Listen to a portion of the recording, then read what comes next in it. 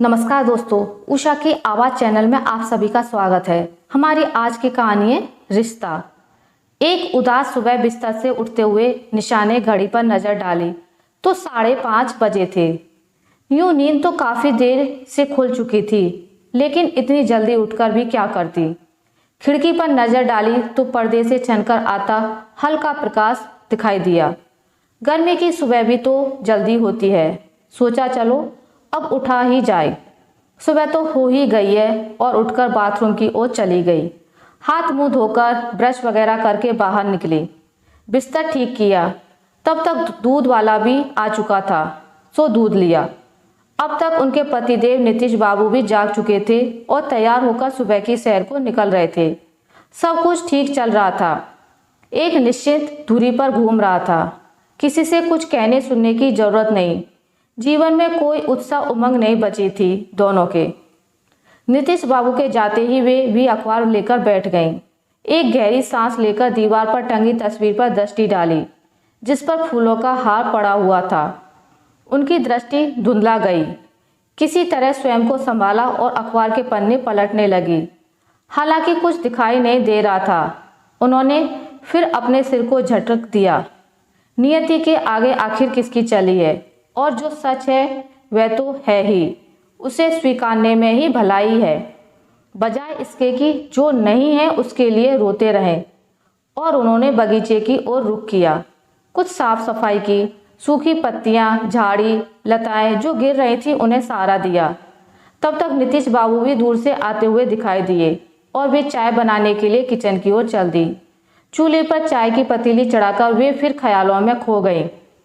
नीलेश उनका इकलौता पुत्र, उम्र थी यही कोई 18 वर्ष, होनहार, महाविद्यालय का छात्र। ऐसे ही एक सुबह वे तीनों पिकनिक के लिए निकले और बस 15 मिनट बाद ही कार का एक्सीडेंट हो गया। नीलेश ही कार ड्राइव कर रहा था। वे शुरू से ही टोक रही थी स्पीड कम करने के लिए, लेकिन शरारत से मुस्कुराते हुए उन्हें डराने के लिए कार तेज और तेज चलाए जा रहा था। तभी अचानक सामने से एक ट्रक आया। तुरंत उसने कार साइड में की, पर कार कुछ ज्यादा ही साइड में चली गई और सड़क के किनारे खड़े एक पेड़ से टकरा गई और बस सब कुछ खत्म हो गया। हालांकि नीलेश को तुरंत अस्पताल भी ले जाया गया, लेकिन फिर भी वह बच ना सका। और किस्मत का खेल तो देखो, इन दोनों को बस मामूली खरोंच आई थी। कलेजे पर पत्थर रख अपने जिगर के टुकड़े के अंगों का दान कर दिया था दोनों ने। समाज सेवा में रुचि जो थी उनकी। कितने बुरे दिन थे। वे महीनों उनकी आंखें नहीं सूखी थी। जिंदगी बेमतलब की होकर रह गई थी, लक्ष्यहीन। फिर भी जब तक जीवन है जीना तो था ही। उन्होंने पौधे लगाए, एक पपी भी पाला, ताकि अपने दुख पर वे ध्यान कुछ हट जाए। लेकिन वह कोई छोटी मोटी तलैया तो थी नहीं कि ध्यान हट जाता। यह तो दुख का महासागर था जो रह रहकर हिलोरे मारता था। ईश्वर को भी इस उम्र में यह दुख देना था, जब वे ना इधर के थे ना उधर के, मझधार में थे, 40-45 के बीच की उम्र के। फिर भी समय सबसे बड़ा मरहम होता है जो जख्मों को भर ही देता है। छन चाय उफान पर आ रही थी। निशा की तंद्रा टूटी और झट गैस ऑफ कर चाय छानकर उन्होंने ट्रे में रखी और आ गई बाहर नीतीश बाबू के पास, जो वहीं लॉन में बैठे अखबार पढ़ रहे थे। इतना बड़ा मकान है और वे सिर्फ 2। बनवाते वक्त सोचा था कि नीलेश की शादी होगी, बहू आएगी, पोते पोतियों से घर भर जाएगा, और इस कारण भी बनवा लिया था कि बेटे को बाद में परेशान ना होना पड़े। और अब तो इतने बड़े घर की साफ सफाई ही महंगी पड़ गई है। इतनी धूल जमती है कि बस पहुंचते जाओ। वह जमती जाएगी। वैसे कभी कभी उन्हें धूल का जमना भी अच्छा लगता है। कम से कम एक काम तो मिल जाता है, वरना करें क्या। घर तो जैसा का तैसा व्यवस्थित रहता है।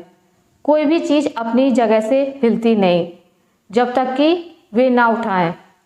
नीलेश था तो कितना बखेड़ा किए रहता था। कहीं बल्ला पड़ा है तो कहीं गेंद, कहीं स्केट्स। जूते मोजे तो सारे घर में पड़े मिलते थे उसके, और कपड़े तो पूछो ही मत।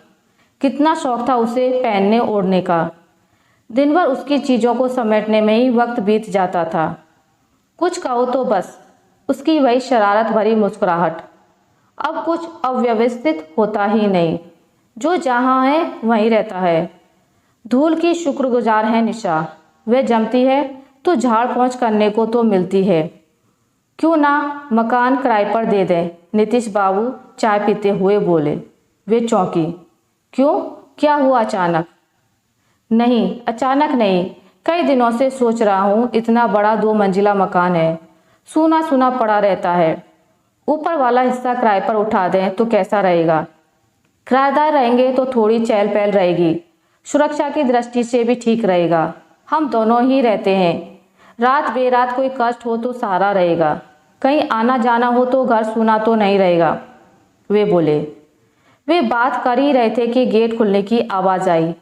लगभग 35 वर्षीय एक आकर्षक व्यक्ति दिखाई दिया। अंदर आकर उसने सलीके से गेट फिर से बंद कर दिया और उन दोनों के सामने आकर अभिवादन करते हुए खड़ा हो गया। उन्होंने भी उसे कुर्सी पर बैठने का संकेत दिया। वह कुर्सी पर बैठते हुए बोला, मैं सुनील वर्मा हूँ, एक कंपनी में एग्जीक्यूटिव हूँ, आपका मकान किराए पर लेना चाहता हूँ। दोनों एक साथ पहले तो चौंके, फिर नीतीश बाबू बोले, आपको किसने बताया कि हमारा मकान खाली है और हम उसे किराए पर देना चाहते हैं? जी, मैं इधर से अक्सर गुजरता हूँ, आपका मकान देखा, लोकेशन अच्छी लगी, इसलिए पूछ लिया। सुनील आगे झुकते हुए बोला, पहले मकान देख लो, किराया हमारे हिसाब से ही रहेगा और हमें शोर पसंद नहीं।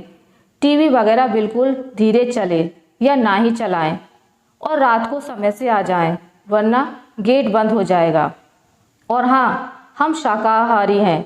सो नीतीश बाबू थोड़ा घुड़कते हुए से बोले, आखिर वह अपनी घर से आया था, उन्होंने थोड़ी बुलाया था।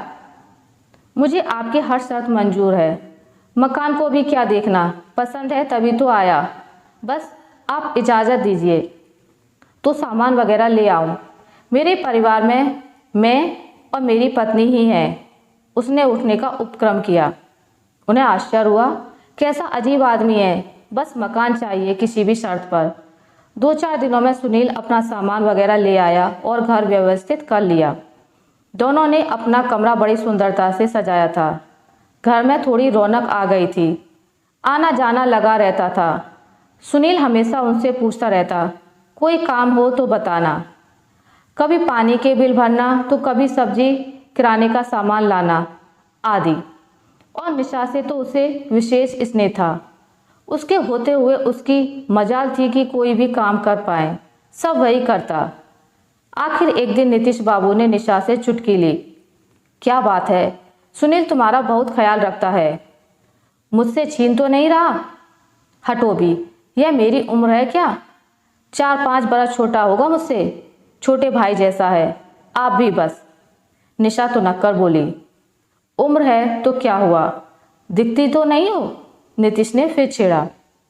कौन जाने, सोच रहा हो कि सेवा करने से हम प्रसन्न हो जाएं, दिल जीत लेगा वह हमारा।